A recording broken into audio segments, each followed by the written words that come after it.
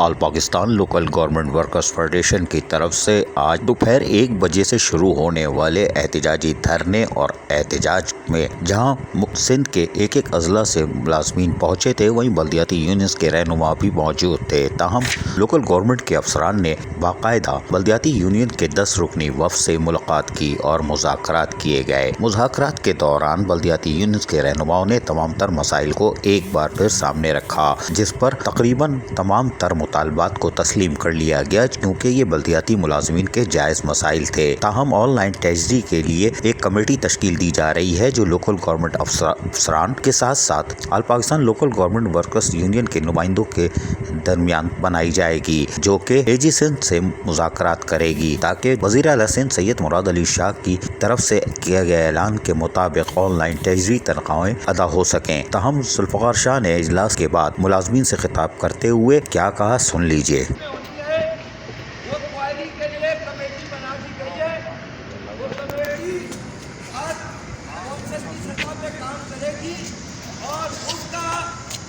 کے بعد انشاءاللہ ٹریجری سے تنخواہ کو یقینی بنانے کی کوشش کی جائے گی۔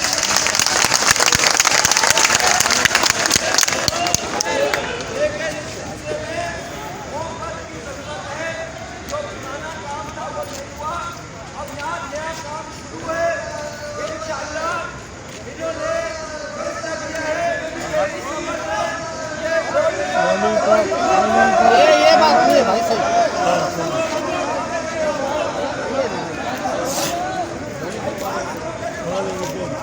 آل Pakistan local government workers federation کی یہ ایک بھرپور کامیابی ہے۔